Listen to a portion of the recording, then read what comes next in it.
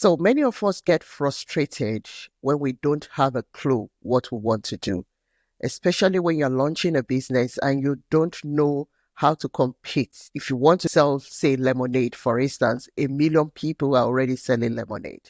So we all waste time thinking about the 1 million competitors that we have to put up with instead of starting the business. Welcome to the Minute Mastery Podcast, a conversational productivity and time management podcast where busy authors and entrepreneurs are inspired to create time for what truly matters. I'm your host, Ngozi, Edema. I'm a time management coach, writer, and entrepreneur. Here, you are encouraged to turn your minutes into milestones and to create at least 1 hour a day working on your goals without feeling overwhelmed. Once upon a time, and they lived happily ever after. Children love those phrases. I love them too, and I suspect you may love them too. As a mom, I've spent hours reading and listening to my children read their favorite stories. And now I write stories too. Here is one of them you may want to check out. The Proud Sunflower. It is the story of Princess Sanzo, the sunflower princess. A princess loved by all, but who got into trouble. Within the pages of the Proud Sunflower, you will encounter what real beauty is. Your kid will love the beautiful story and the powerful illustrations. The Proud Sunflower serves as a gentle reminder that we all need to stand on the shoulders of others in order to succeed. So, read this story with your little ones and allow it to illuminate the universal language of empathy, forgiveness, and personal growth. The Proud Sunflower is a top book on parenting, morals, and responsibility, and it is available in the Kindle store and on paperback formats. Excellent for beginner readers. Click in the link in this episode's show notes or in the description on YouTube to order yours. And check out my other storybooks to read with your kids or gift a child a storybook. Joining me in today's episode is Gabriel Kaam. Welcome to the show, Gabriel. Thank you for having me, Ngozi. Yes. You are very experienced in this area. You coach people and help them to launch their products or perhaps services, especially in a crowded market. So, what can a person, somebody listening to this podcast, how can they launch a business, especially if they are launching in a competitive market? Okay, yeah. That's a great question. So, I think for me the best way to start a business and to go really quick from idea to revenue is to actually not start by the idea, but start by the customer. It's okay to have like a vague idea what you want to do. Of course, it's not the same business if you want to start like a law consulting firm or like a fashion job. But for me, the best way is just to look at what people want and try to find a way to provide that for them. When it comes to services, it could be a fashion. If you feel like maybe a lot of people are missing there's some gap in the fashion world that you can fill, then go and do that. If you feel like people are not being serviced the right way in another department, try to see if you can service that. I always try to start any of my businesses with what the market wants, what the market requires, and see if I can provide that, or if it's not existent, or if I can provide it in a way that is better quality than what's already present on the market. And I know it's like counterproductive, because everybody wants to start from the idea. But I feel like if you really focus on the customer first and what they want, what they need, it gives you like a clearer framework to start a profitable business.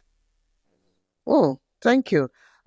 Years ago, I launched an online business. I moved to England, and in the small town I lived at the time, there weren't a lot of African food shops. Mm-hmm. And so I have to travel far to get my food. And sometimes the one within this place I live was so expensive Mm-hmm. because there was hardly any competition. And I decided that, wow, this is an opening. There's a market. Yeah. So I decided that I was going to sell African food. Mm-hmm. But my model at the time was quite different. I wanted to sell online, and Yeah. that was what I did. Oh I wow. didn't Okay. want a shop Yeah. because it was going to take up my time. I Mhm. have a young family at the time, and I also even had a full-time job. So Yeah. I turned my garage into my store. Nice. Okay. And I bought all the food, I put it there, and I sold from my garage. Wow, I love it. Yeah. So I did not do all these things you said. I wish someone had held me by the hand and Yeah. explained to me what to do. I mean, I enjoyed the business, but Mhm. there were things that, looking back, I wish I knew at the time. It would have helped me to scale the business Yeah. further. Mm. So now, for somebody who just jumped into it like that and did not do anything, did not make out the research that you're talking about, but they've already started, they're Yeah. already entrepreneurs. Which is good. So, It's what do good to they start. do? Yeah. What do they do at this point when they Mhm. are facing competition? In my own case, I didn't face a lot of competition. I didn't even Mhm. face any competition because that was 2008. There was Yeah. no online African food shop. Yeah. So I was ranking very high on Google. I didn't Mhm. have any competition. But then some people now have competition. They have Yeah. loads of people who are competing and the market is really crowded. Yeah. So what do they do? Now they've started. So now Yeah. they've gone past the launch states. Yeah. So So what can they do? yeah, I think for me the best advice. So if you already started your business and it's growing a little bit and now you're struggling to with competition, for me the best way to address that is to always come back to the customer and understand why are you different to the customer and why they chose you in the first place instead of your competition. And it's funny because if you do that and if you go to your initial customer, now it might be 1 to 10 or 100, it depends how many customers you have. But I guess if you're already like in the starting phase, you have maybe like a small amount of customers already, right? Which is great. And what you want to do and go ask them, hey, like, why did you pick me instead of my competitor? And that's going to basically help you understand your value. And your value in out of your customer might be very different from the value that you think you are bringing to the market. Maybe you think that, oh, well, my offer, is I have the best food on the market. Well, maybe your customer like you because, oh, I like you because you're 5 minutes away from my house and I don't have to go to the other market to get the food.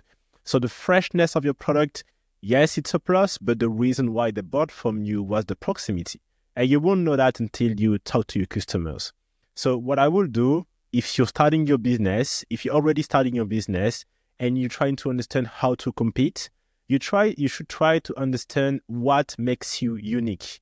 And the the problem that I see a lot of people do when they're trying to figure out why they're unique is they sit at a table and they try to think like, okay, what makes me unique? Why am I unique? Why am I unique? And it's really hard if you're not thinking this way the first time, which is the case for a lot of first time entrepreneur. So my advice would be like leave your desk, go talk to your customers. They will help you understand why you're unique to them. And once you have that, try to understand, okay, what other type of people will appreciate my uniqueness and what kind of other people, will choose me over my competition, and try to embrace this uniqueness, and then run with it. You don't have to be the cheapest, the most beautiful. It's all about what do you bring to the customer, what do they value in you, why they choose you over your competition. Choose that. Don't be afraid to really embrace it and run with it. And if you do that, you will find customers who are looking for the exact same thing. Hopefully, it doesn't always happen, but if you do, then you won't have to compete because you will be the only one doing this unique thing that customer value you for. So that's a way, to not even compete with competition, but erase the whole competition altogether. Thank you. Most businesses, okay, not most, many businesses are online these days. Mm-hmm. And so many people are starting online stores and online services. I route for that because I always want to work from home and do my own stuff. So, what are the biggest mistakes you see entrepreneurs make when they are launching an online business? Hmm. Well, I mean, I see a lot of mistakes being made when people launch an online business. Um, I think I think the one mistake that I see a lot of entrepreneurs doing when starting like an online business is they are focusing on the wrong thing.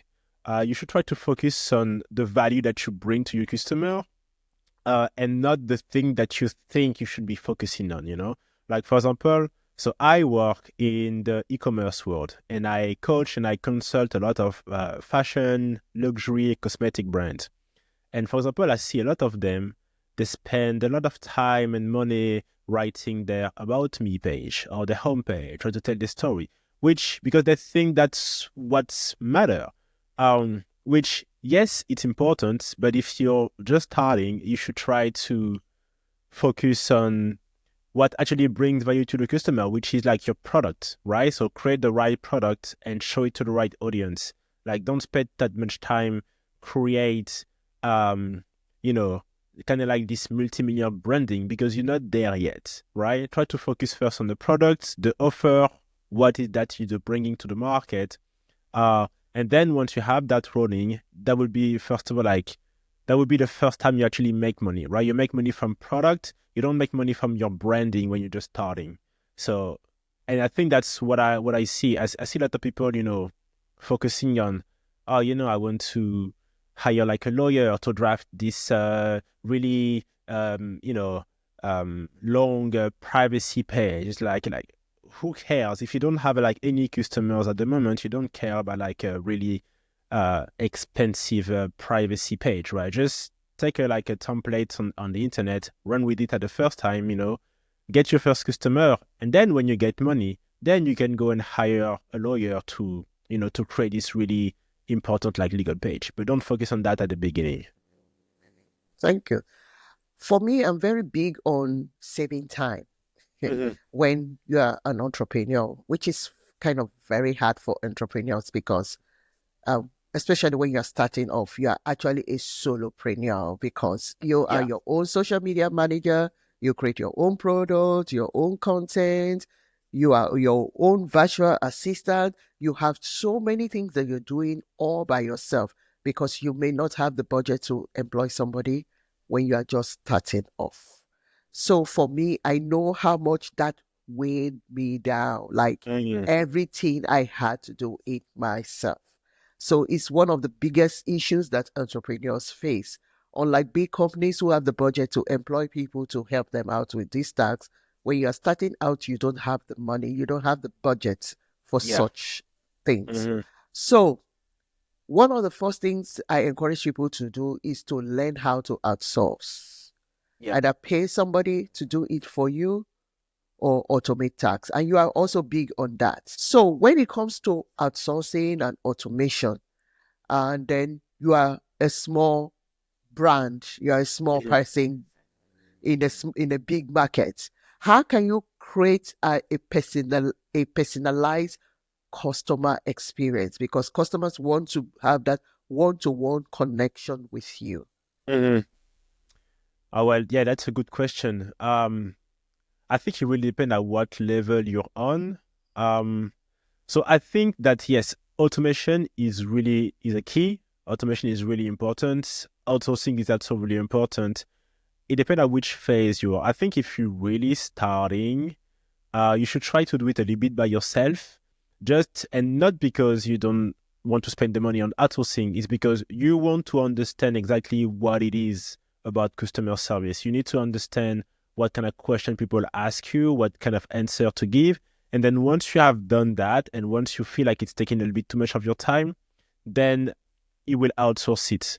But sometimes I see people when they hear like advices about like outsourcing, they try to do it like right away, but they haven't really done the groundwork first. So I think it's good to do it for like a certain period of time, and then you're more skilled, you're more able to hire a team and train them to do exactly what you want. Because one of the struggle that solo entrepreneurs and entrepreneurs like myself, struggle with is that when we start to outsource, it's really hard to make people do things the way that we want them to do it, right? And it's even worse if you haven't done this thing to begin with. So I would say first step, if you're just starting, do this thing a little bit by yourself. That will help you then outsource, because then you will be able to tell them exactly, okay, this is exactly what I want. If a client asks you this question, this is exactly how I want you to answer, and help them understand why you're making this decision as well. That will help them basically be more autonomous about this kind of tasks. Mm. Wow. The how do you build long-term brand loyalty in such a competitive market? Because as entrepreneurs, we don't have a lot of customers. Mm. So whoever comes to us, we want to keep them. Yeah. Yeah. So how do you keep them so that you don't spend time and money going to look for, because it takes a lot. It costs thousands of dollars to even get one customer. So if you Yeah. get one, you want to keep them. Yeah, I mean, that's true. I think one of the things to remember when you're like an entrepreneur is that uh, it's always easier to sign a contract with an existing client than to get like a new one, right? So you should do everything in your power to keep your clients, keep them happy, so that you have long retention. One thing that we're doing at the agency that works a lot is that we have a CRM, of course, and we do have some tasks so that if we haven't contacted or interacted with the client for maybe like 3 or 6 months, they could still be on retainer. We still could have a team services them, right? But like a production team, like some developers, some designers, some expert in our team, but nobody from the, I would say, C-level has contacted them every 3 to 6 months. We will actually like call them just to get some updates, get some news, see how they're doing and how they're happy with the services. That's going to help me in many ways. The first one is clients, they don't fire you on the first mistake you made. It's maybe like on the third one or the fourth one. But sometimes they won't tell you when you make the first mistake, the second one, they will only tell you when it's too late, right? So by calling them frequently without having an issue, you can ask them like, hey, like, how you happy with the thing, right? And they can tell you, well, last month that this thing that happened is not the big thing, but that happened, right? And then you're like, oh my God, so sorry. And then you can fix that. They will feel heard, they will feel listened to, and then they are like less likely to churn and to quit. So that's going to be like a good way to, improve the retention of your clientele. And the other thing that it does is that if you call them periodically, like every 3 months, 6 months or something, sometimes everything is fine, but just having you on the phone, they'll be like, oh, you know what? We have this project and maybe you can help us with that. Bam, you just signed a new contract, maybe like a new retainer. So you didn't really call to sell them a services. And I mean that. I'm just calling to see how you're doing. And if they're happy with your service and if they have a problem themselves, they'll be like, oh, well, I have you on the phone right now. Can you help me with that? And that's something that took us like a long time to grasp at the agency, because we were already like, okay, we have these clients, let's put him on the team and let's focus on getting new clients. But I think that happened to us like 2 years ago. I was just calling a client just to get like an update to see what they were doing. They told me they was fine, and they were like, oh, we have this new project coming up. Can you help me with that? It's like, yeah. And then you have like a 30, 40, 50, $1,000 kind of like for free, because you just called to give to know how they are doing, and they give you like a new project for your team. So that's something that I think it's really important, especially if you're like a business owner and you do services, for other companies or people.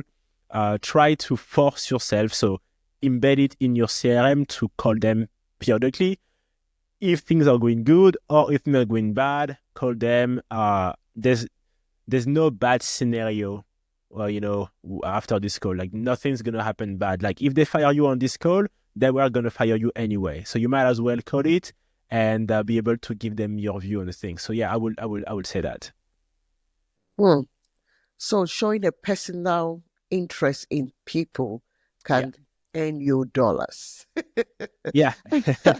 Exactly. I mean, in business to business and e-commerce as well, when we help a brand grow and scale their business online, we tell them, okay, it's good to have acquisition, but the thing that most entrepreneurs miss in e-commerce is that they focus too much on acquisition.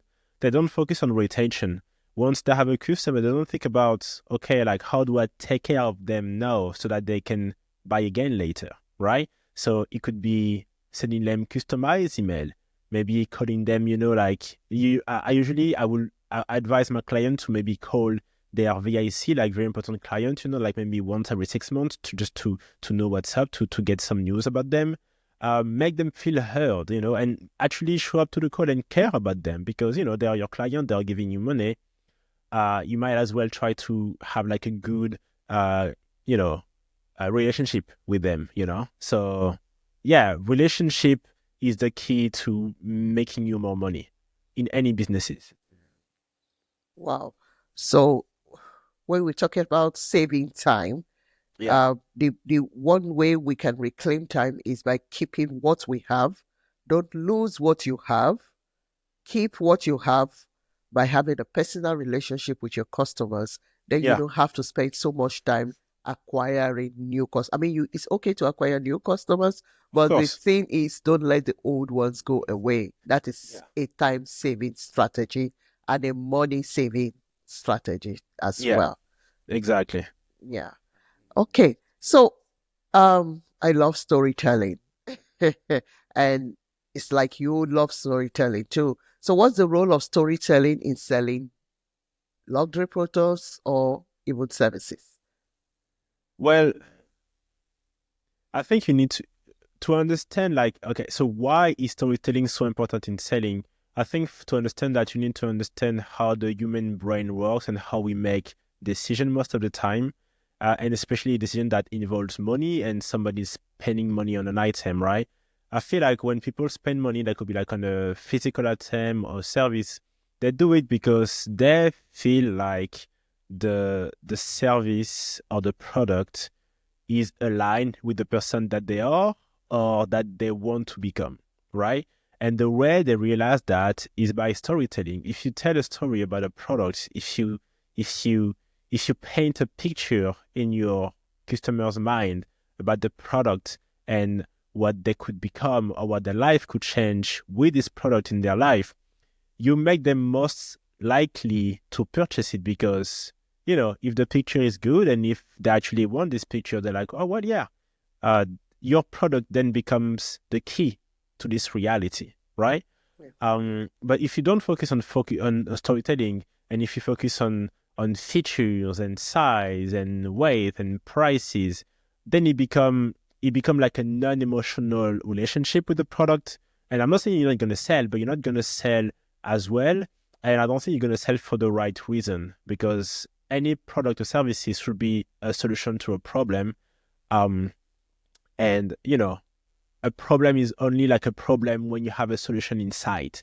And storytelling helps you paint this picture in your client's mind, so that they understand the value of your product.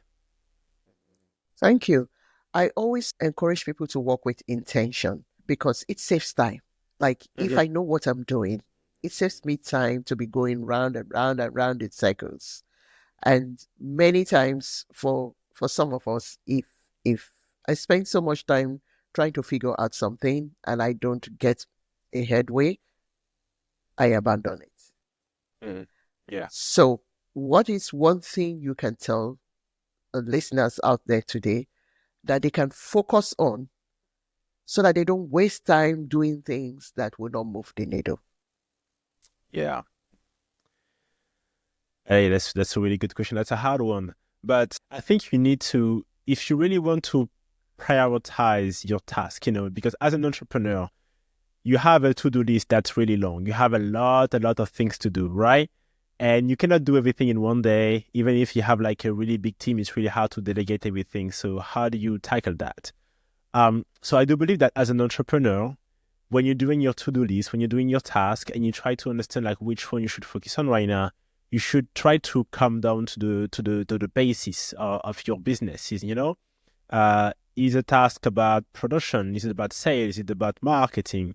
And try to understand the value of this task, first of all, to understand how important it is. Because sometimes a task can feel like it's important, but it's not important to the degree that you should like allocate a lot of time to it. So it's really trying to understand the value of a task and the value to the business long term, and try to understand, that you only have like a limited amount of hours in a day, so you're not going to be able to do everything.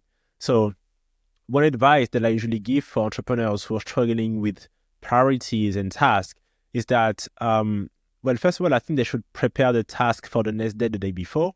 So my business partner does that a lot. On Friday night, he will write a task for the next week, so that on the day he doesn't have to think about it, and because he can do that with a clear head. Because if you're doing it in the flow of a mission, of a task, it's really hard to have your priorities straight. And then the advice that I apply to myself is I try to give myself only 3 tasks a day. And you may think only 3 tasks, that's really easy to do. Well, yeah, it is, but then it gets me working, and I know that these 3 tasks that are really important for me, I will do them first. And then if I do have time left, I will focus on some other tasks. But at least I have these 3 tasks that I've done that are building my business. And because sometimes it's so easy to get caught up in doing like small tasks that are really, they feel like they're urgent, but they're not really important for your business. So having them in the morning without any, not disturbance, but any preoccupation, helps me have a clear mind when I set my task for the day and for the week as well. If somebody wants to contact your agency, what do they hope to achieve by doing that? Yeah, so basically what we do right now at the agency, and we've been doing that for the 8 years now in Paris, France, is that we help fashion, beauty, and luxury brands to perform better on e-commerce. So if you do have a brand and you do run like an e-commerce website and you feel like you may be plateauing at some level, you can reach out to us and contact us, because we'll be able to help you basically grow the business. And we've been doing that for many years with different type of brands. We've been working for the likes of the L'Oreal and NVMH. So if your brand is already at that level, maybe we can help you like tweak something. But if you like maybe like a smaller brand, like maybe like between the 1 to 5 million a year, there's probably a way that we can help you basically grow to maybe like 20-30%, year to year revenue, just by applying the strategies and the method that we've been applying for all of our clients for the past 8 years, and they've been having success. And sometimes it really helps to have someone on your team and on your side that's been there before, that's already seen how a brand can grow for like to 6 to 7 to 8 figures, a year, and who can actually help you implement that, right? It's not just consulting and PowerPoint. It's actually like getting to the business with you, training your team, making the process like a reality to then help you grow. So yeah, if somebody has like a brand online, especially in a fashion, beauty, and cosmetic world and luxury, they can contact us and we'll probably be able to help them. Wow, that's cool. So, usually we serve both authors and entrepreneurs. So, definitely any entrepreneur who is into that line will look into what you have just said. So, how can they contact you? Well, I'm easy to find. You can you can find me on LinkedIn, Gabriel Kaam, Kaam. And we started like a YouTube channel when we share a lot of processes and method and use cases also for brands that we helped in the past. And we have a website, knr.paris, when we have everything and all the links to contact us if you want. Wow. Thank you very much. So, we're going to put your details on this episode's webpage. so that people can contact you if they need to grow their business and just help in scaling up to the next level. Like I Mm. said earlier on, when I started my business selling African food in 2008, I wish somebody had held me by the hand and told me, you do this, you do that, you do this. But I was just walking in circles. Yeah. I didn't know what I was doing. I enjoy doing it, but I wish I had all the background information I now have. It would have helped me to scale my business forward. So Mm. thank you so much for coming up to the show. Thanks for tuning in to the Minute Mastery podcast. If you have found this episode helpful, please share it with someone who could use more time in their day. And remember to subscribe and leave a review. Until next time, you are in control of your time and you've got